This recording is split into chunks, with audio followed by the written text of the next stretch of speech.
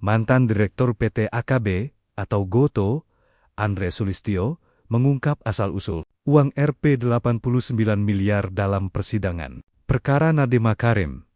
Andre menjelaskan dana tersebut merupakan transaksi internal antara PT AKB dan Gojek Indonesia dalam proses restrukturisasi perusahaan.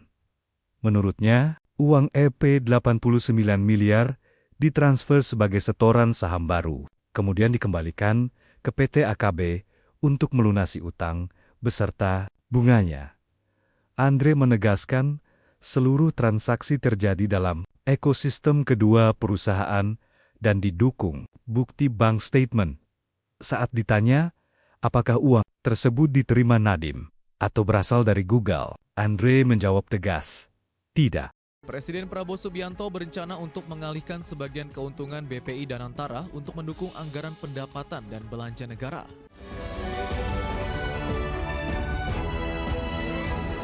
Presiden Prabowo Subianto berencana untuk mengalihkan sebagian keuntungan BPI Danantara untuk mendukung APBN dan difungsikan sebagai cadangan di kas negara. Rencana tersebut diakui menjadi salah satu bentuk kontribusi Danantara terhadap fiskal negara. Presiden Prabowo Subianto berencana untuk mengalihkan sebagian keuntungan BPI Danantara untuk mendukung anggaran pendapatan dan belanja negara. Keuntungan tersebut akan difungsikan sebagai cadangan di kas negara. Menurut Menteri Keuangan Purbaya Yudi Sadewa, wacana pengalihan dana tersebut saat ini masih sebatas ide. Pemerintah masih perlu melakukan pembahasan lebih lanjut mengenai rencana tersebut bersama Danantara, termasuk skema penyalurannya. Purbaya belum memastikan melalui pos apa dana tersebut nantinya akan dicatat dalam APBN. Danantara kan mengatakan juga keuntungan kan. Presiden merencanakan sebagian keuntungan itu sebagai cadangan untuk APBN.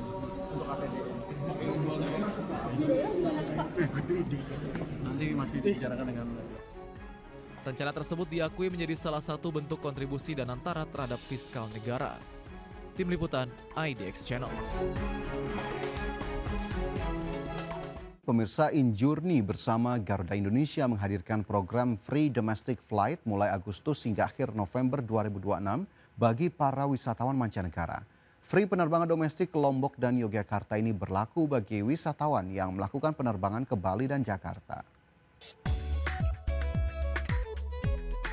Injourney bersama Garuda Indonesia terus berupaya melakukan penguatan konektivitas penerbangan domestik, salah satunya dengan menghadirkan program Free Domestic Flight mulai Agustus hingga akhir November 2026. Program ini menyasar wisatawan internasional yang melakukan penerbangan menggunakan Garuda Indonesia pulang pergi, rute Jakarta dan Bali. Nantinya para pelancong asing tersebut akan dapat penerbangan gratis menuju Yogyakarta dan juga Lombok. Senior Vice President Corporate Secretary PT Aviasi Pariwisata Indonesia, Yudhistira Setiawan mengatakan, selain dapat meningkatkan jumlah kunjungan wisatawan, program Free Domestic Flight ini juga diharapkan dapat menciptakan efek ekonomi yang lebih luas bagi masyarakat, khususnya di wilayah Yogyakarta dan juga Lombok. Kami di Injourney berharap ini akan menjadi satu seamless experience ketika nanti wisatawan asing datang ke Indonesia akan menggunakan maskapai kebanggaan Indonesia di Garuda, lalu kemudian sampai atau tiba di bandara yang dikelola oleh Injourney, kemudian mereka akan bepergian ke destinasi yang dikelola oleh Injourney, menginap di hotel atau akomodasi yang menjadi aset Injourney, dan juga mereka akan berbelanja spending ke retail-retail yang dikelola Injourney. Harapannya untuk dapat menciptakan efek ekonomi yang lebih luas bagi masyarakat di destinasi-destinasi wisata yang mereka berpikir. Yudhistira menambahkan, wisatawan mancanegara tidak lagi dapat dipandang sebagai pelancong saja, namun juga harus diberikan ekosistem perjalanan yang baik, tempat tinggal yang nyaman, agar wisatawan mancanegara dapat menikmati pariwisata lebih lama dan berdampak pada ekonomi yang luas. Jakarta, Riki Anwardi, IDX Channel.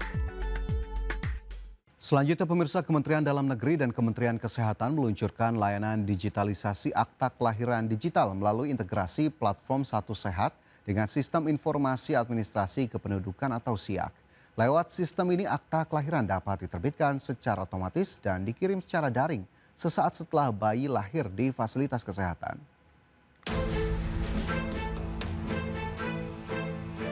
Kementerian Dalam Negeri dan Kementerian Kesehatan resmi meluncurkan layanan digitalisasi akte kelahiran digital melalui integrasi platform Satu Sehat dengan Sistem Informasi Administrasi Kependudukan atau SIAK. Melalui sistem ini, akte kelahiran dapat diterbitkan secara otomatis dan dikirim secara daring sesaat setelah bayi lahir di fasilitas kesehatan di berbagai wilayah.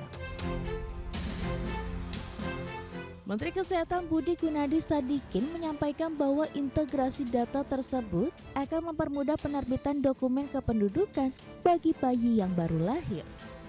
Menurutnya terdapat sekitar 4,8 juta bayi lahir setiap tahun di Indonesia atau sekitar 13.000 kelahiran per hari. Nantinya dokumen tersebut dapat dicetak maupun dikirim secara digital kepada pihak orang tua. Ya, kalau ada ibu yang melahirkan anak-anak itu sekitar 4,8 juta setahun atau 13.000 per hari, kartu akte kelahirannya termasuk kartu keluarganya dan kartu ibu anaknya bisa langsung keluar secara digital, bisa di print out, bisa juga dikirim. Itu aja. Jadi terima kasih Pak Luhut, ini Pak Luhut sama yang sudah menginisiasi ini, dan terima kasih Pak Tito yang sudah membuka kerjasama dengan Kementerian Kesehatan mengintegrasi data Dukcapil. Sementara itu, Menteri Dalam Negeri Tito Karnavian menyampaikan bahwa integrasi Satu Sehat dan SIAK memungkinkan akte kelahiran diterbitkan segera setelah bayi lahir tanpa orang tua harus mengurus secara manual ke berbagai instansi. Akte kelahirannya sistem di Dukcapil yang punya data lengkap masyarakat Indonesia digabung dengan sistemnya beliau, data sehat, Satu Sehat, diintegrasikan supaya setiap anak yang lahir langsung diberikan akte kelahiran. Saya bilang sangat bisa sekali dan sangat mendukung sekali, dan itu akan satu mempermudah layanan publik masyarakat. Ya, masyarakat nggak harus sana kemari untuk ngurus akte kelahiran. Adapun Tito menjelaskan akte kelahiran digital nantinya dapat langsung diterima melalui fasilitas kesehatan tempat persalinan, baik puskesmas maupun rumah sakit. Bahkan dokumen juga bisa dikirim melalui email maupun nomor WhatsApp orang tua untuk kemudian dicetak secara mandiri. Dari Jakarta, Iwantoro Winduaji, IDX Channel. Pemirsa, Palestina mendesak Dewan Keamanan Perserikatan Bangsa-Bangsa untuk mengambil tindakan yang lebih tegas terhadap pendudukan dan ekspansi permukiman Israel di tepi barat, serta tidak hanya mengeluarkan teguran biasa. Saat berbicara dalam sidang tingkat tinggi Dewan Keamanan PBB, Duta Besar Palestina untuk PBB Riyad Mansur mengatakan, masyarakat internasional tidak bisa menerima langkah PBB yang hanya memberikan teguran yang bersifat biasa terhadap Israel. Mansur menambahkan Israel berupaya merebut sebanyak mungkin wilayah Palestina dengan jumlah penduduk Palestina yang semakin berkurang. Mansur juga memperingatkan aneksasi wilayah tepi barat telah berlangsung. Karena itu Mansur mendesak Dewan Keamanan PBB untuk menggunakan seluruh instrumen yang dimilikinya dalam menegakkan hukum internasional. The reality is that one state is illegally occupying the land of the other state. So therefore we need the international community, the Security Council, to help the state of Palestine that lives under ruthless occupation, illegal occupation using the words of the International Court of Justice, to help us to end this illegal occupation as the International Court of Justice said as rapidly.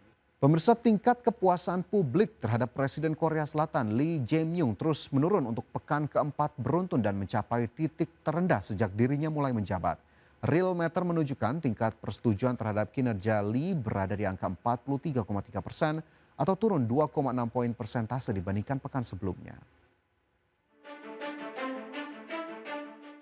Tingkat kepuasan publik terhadap Presiden Korea Selatan Lee Jae-myung terus menurun dengan tingkat persetujuan merosot untuk 4 pekan berturut-turut dan mencapai titik terendah sejak dirinya mulai menjabat. Dalam survei terbaru yang dirilis menunjukkan tingkat persetujuan terhadap kinerja Lee berada di angka 43,3% atau turun 2,6 poin persentase dibandingkan pekan sebelumnya. Survei dilakukan terhadap 2.514 pemilih pada 3 hingga 7 Agustus lalu yang memiliki margin of error plus minus 2 poin persentase dengan tingkat kepercayaan hingga 95%. Penurunan dukungan terhadap Lee paling tajam terjadi di Seoul dengan tingkat persetujuan terhadap presiden di ibu kota Korea Selatan tersebut turun 5,9 poin persentase. Tidak hanya itu, penurunan juga terjadi di Daegu dan Provinsi Gyeongsang Utara sebesar 5,5 poin. Sementara di Busan, Ulsan, dan Provinsi Gyeongsang Selatan, tingkat persetujuan turun 4,8 poin. Bahkan dukungan terhadap Lee juga melemah cukup signifikan di kalangan pemilih berusia lanjut, dengan tingkat persetujuan turun 5,6 poin di antara responden berusia 70 tahun ke atas dan 5,3 poin di kelompok usia 60-an.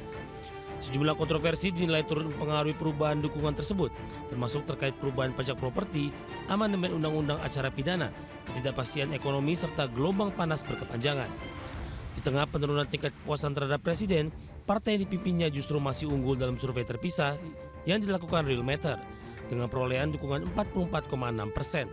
Sedangkan Partai People Power sebagai partai oposisi utama hanya didukung 37,6%. Berbagai sumber Adex Channel